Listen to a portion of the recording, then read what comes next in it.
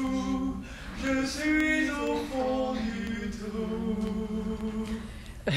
Ça n'a pas l'air joyeux quand on écoute les paroles, là. En fait, c'est très drôle. Mais c'est très drôle. En fait, c'est un extrait de la pièce Le destin tragicomique de Toby et No Toby, qui débutait donc hier soir au Théâtre Périscope. Il y a Anne-Josée qui s'est bien amusée hier soir. Oui, tout à fait. Donc, Ouais. Le destin tragicomique de Toby et Not Toby est la première création du théâtre Fools and Feathers, un théâtre aux origines britanniques, québécoises et françaises, qui propose une incursion dans l'univers de Toby et Not Toby, deux âmes esselées qui, un soir de Noël, vont se retrouver sur les bords de la Tamise. Et sans se connaître, ils ont choisi le même lieu pour s'enlever la vie. Évidemment, ce sera le début d'une longue amitié qui va les mener par Mont et par Vaux et qui va leur faire vivre des péripéties tout à fait rocambolesques.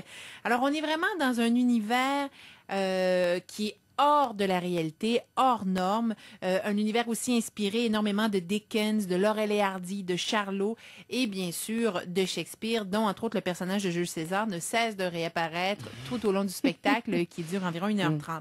Donc, c'est vraiment un spectacle charmant. Il faut parler d'abord d'utilisation de l'espace, des décors qui sont constitués de draps blancs, mais qui vont recevoir les divers lieux que vont traverser nos héros. C'est-à-dire qu'il va y avoir de très, très belles illustrations qui vont être projetées sur ces draps. Ces draps seront à la fois la mer démontée, le ciel, le sable.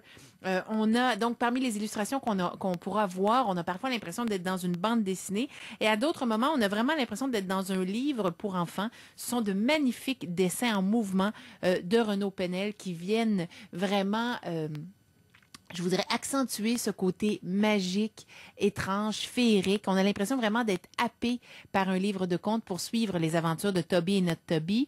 Des objets, il y en a peu, mais très bien utilisés. Une valise qui sera tour à tour marche, qui sera pompe à essence. Enfin, on fera tout. Le possible et l'impossible, en fait, avec les deux valises, parce que chacun de nos protagonistes a une valise et un crâne, vous l'imaginez bien, celui d'Hamlet, qui réapparaît et qui sera utilisé de diverses façons. Ce qui concourt aussi à la magie du spectacle, c'est la trame sonore. Les chansons, comme celles que vous entendiez, sont des chansons originales de Louis Sédio, un Montréalais qui travaille avec le théâtre Fools and Feathers. Et il y a toujours cette boîte à musique aussi qui égrène ces notes, qui nous ramène directement à l'enfance. On retiendra, entre autres, parmi les chansons originales, la chanson du crâne, celle du thé. Donc, elles sont rythmées, elles sont justes. Et il faut dire aussi que l'utilisation des ombres, on travaille beaucoup avec les ombres, les projections, la lumière. C'est vraiment très, très bien fait. C'est très poétique. Je vous dirais que le seul bémol, et c'est vraiment du peaufinage, c'est qu'on pourrait resserrer peut-être un petit peu là, de 5 à 10 minutes. Mais ces personnages, de la manière que vous les évoquez, est-ce qu'ils ont un peu une présentation un peu clownesque? Oui, tout à fait. Oui? J'évoquais Laurel et Hardy et c'est vraiment ça. Donc, le personnage incarné par Louis Fortier est très rond et rappelle un peu Hardy. Et donc, Laurel, ce serait Sophie Breck qui est la comédienne qui incarne aussi, donc, qui incarne Toby. Notre Toby étant Louis Fortier, j'espère que je les confonds pas. Il faut dire qu'on peut les confondre, mais soyez sans crainte. Il faut dire aussi que ce théâtre, on les avait rencontrés un peu plus tôt.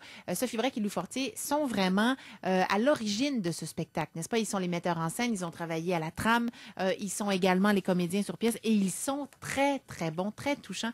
Et c'est drôle parce que sous des aspects clownesques, sous des aspects comiques, ce spectacle nous ramène à l'inévitable condition humaine, à ce qui fait qu'une vie vaut la peine d'être vécue et franchement, c'est peu de choses. Alors vraiment, moi, c'était un spectacle qui m'a enchantée. J'ai passé une très belle soirée et j'aurais presque envie de dire Toby, le destin tragicomique de Toby, Not Toby pour les 7 à 77 ans. Ah oui. Vraiment, parce qu'il y a plusieurs niveaux de lecture. Ouais. Alors, les enfants vont y trouver leur compte parce qu'il y a un jeu aussi assez physique, n'est-ce pas? On se dandine, on a de la misère à jouer. Il y a quelque chose d'un peu burlesque aussi, de clownesque. Et également, il y a aussi un deuxième sens, un deuxième niveau à toutes ces vérités ou ces couches, n'est-ce pas, qu'on possède en soi. Alors, c'est un spectacle qui est à la fois très léger et qui ne manque pas de profondeur. Moi, ça m'a bien plu. C'est présenté jusqu'au 1er octobre au Théâtre Périscope. Ça a l'air bien intéressant, ça m'a plu, tout moi. ça. Ben, je vais aller le voir. Ça va être à cause de vous. Vous me direz ce que vous en avez pensé. Merci beaucoup, Anne-Josée.